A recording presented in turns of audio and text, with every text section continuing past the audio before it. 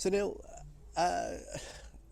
difficult game today. We were in it for plenty of time. Obviously, 2-1 scoreline, but we had plenty of opportunities to get back into the game before we did.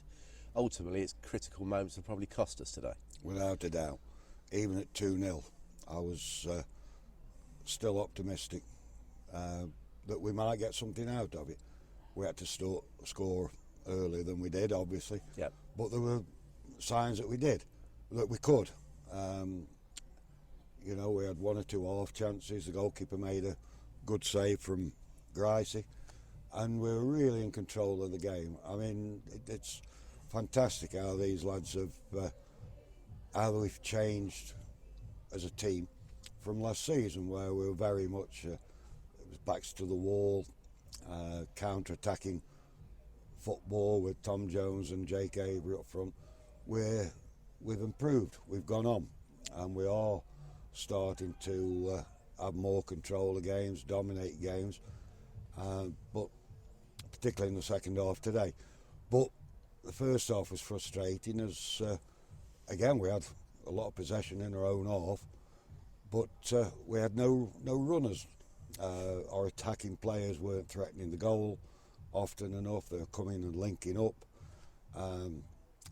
So the midfield players, when they got their heads up, there were no runners. We put that right in the second half with a slight change in formation.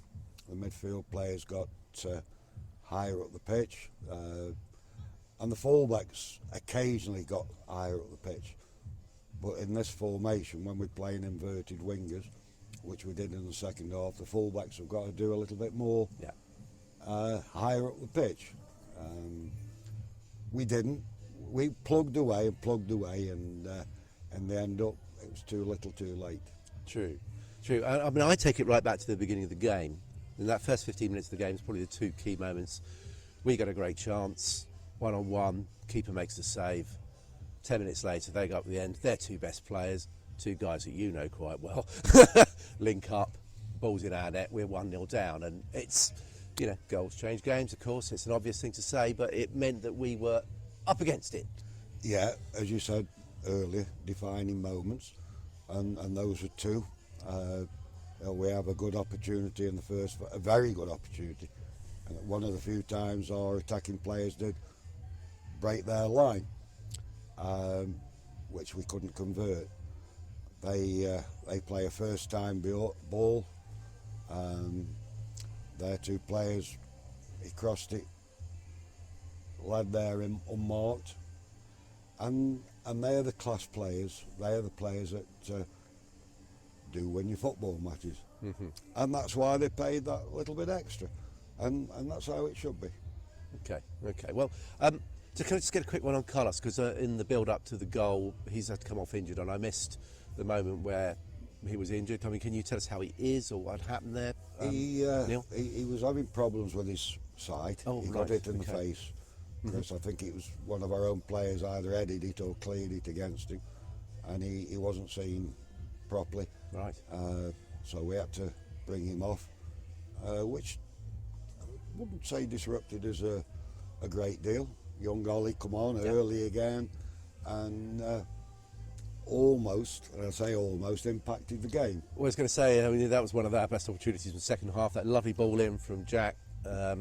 You know, he does the hard part, takes it down nicely, and then you think, the goal is gaping, and he's put it too close to the keeper. Yeah. It's frustrating. We mustn't be too critical, because there's a lot of good has happened. Well, there's a lot of good out of that. And you've got to be better to be in with those chances than not creating them at all, of course. The forward run, which I was asked for, a forward pass that picked him out superbly.